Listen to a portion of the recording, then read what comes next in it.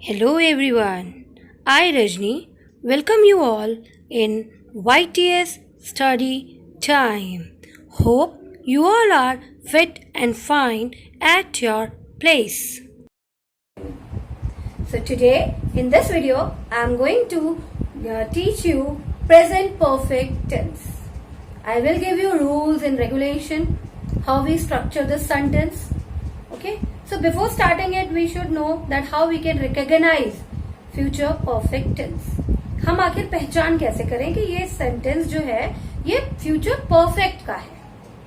तो first of all we have to keep it in our mind that कि इसकी दो हेल्पिंग वर्ब है. First is will and second is शैल.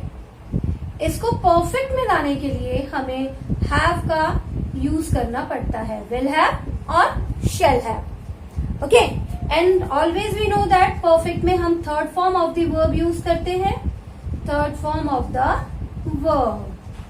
तो हमारा रिकॉग्नाइजेशन पार्ट होगा शैल के साथ हैव, विल के साथ have.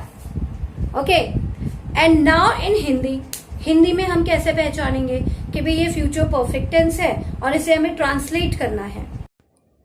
At last in Hindi हमें क्या याद रखना है? चुका होंगे, चुकी होगी, चुके होंगे. इन शब्दों का ध्यान रखना है. तो these are the things that at the end in Hindi, इससे हमें ये पता चलेगा कि ये फ्यूचर परफेक्ट का टेंस है और हमें इसी के रूल को फॉलो करके इसको ट्रांसलेट करना है. Okay, so let's move with the affirmative. I will give you the rule and I will give you the example also how to apply that rule in that tense. Okay? Yes, so let's move with the affirmative rule. Okay? So as you know, सबसे पहले हमें क्या लिखना पड़ता है? Subject. We need to write first subject, then will, shall. Helping verbs हो गए. And I had told you we have to add have in the perfect form. Have, ये भी मैंने आपको बताया है कि third form of verb use होगी. थर्ड फॉर्म ऑफ वर्ब, उसके बाद at last object. Okay, let's see the example. हम खाना खा चुके होंगे. हम खाना खा चुके होंगे. ओके, तो सबसे पहले हमें ये भी पता होना चाहिए कि हमें विल कहाँ यूज करना है और शेल कहाँ यूज करना है ना.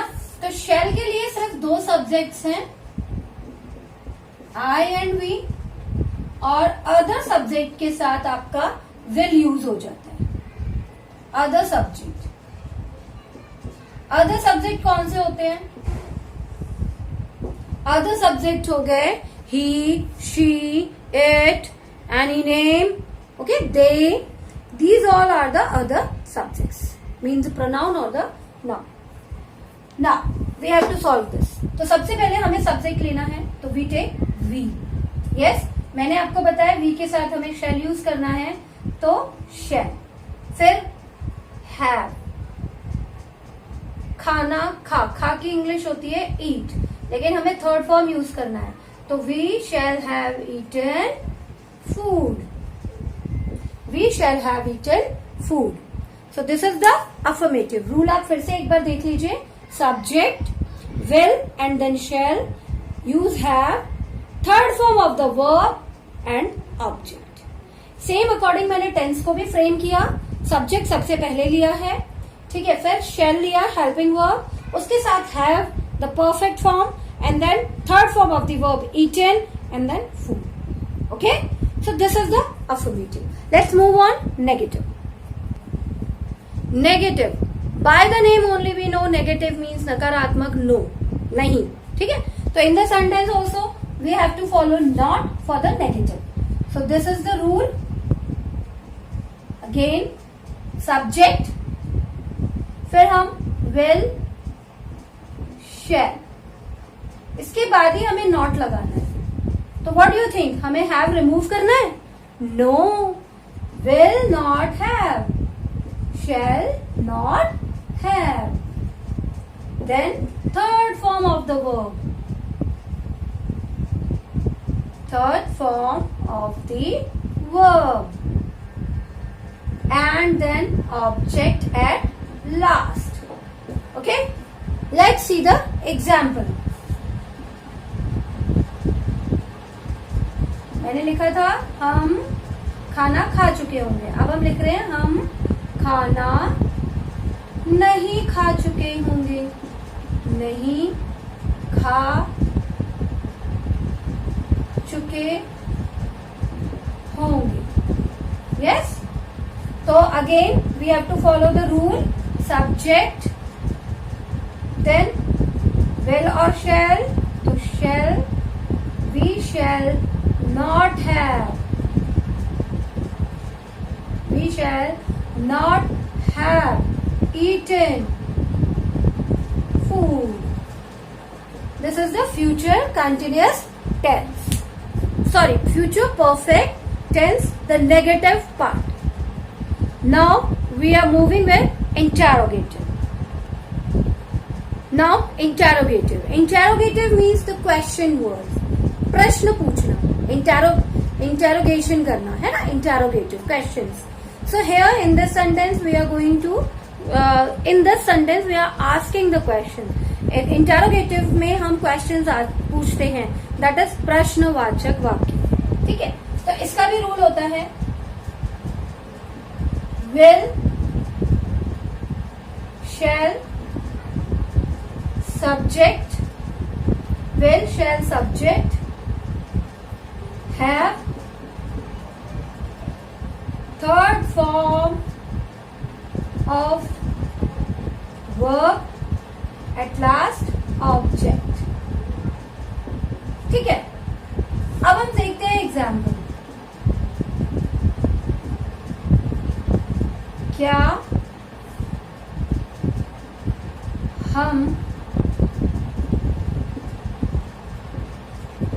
दिल्ली जा चुके होंगे? क्या हम दिल्ली जा चुके होंगे? यस, क्या हम दिल्ली जा चुके होंगे?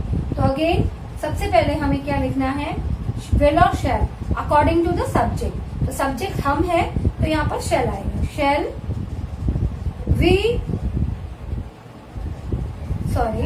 शैल we have gone to Delhi.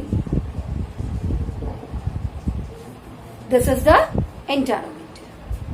Okay, so let's revise once again all the form affirmative, negative, and interrogative.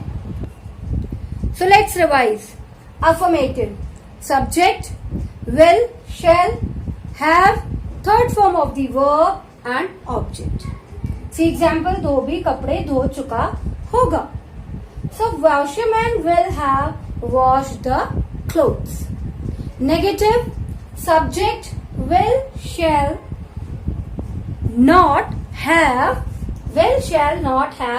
third form of the verb and then object. धोबी कपड़े नहीं धो चुका होगा. You are seeing an example. Washerman will not have washed the clothes. Now interrogative. Will, shall, subject, have, third form of the verb and then object. क्या धोबी कपड़े धो चुका होगा? Will washerman have washed the clothes? These all are the rules and I had given you examples also. So my dear students, hope I am able to make you understand future perfect tense. If you like this video, please like it, subscribe it and give a small comment also, because your comment give us motivation to make the videos. Thank you so much once again.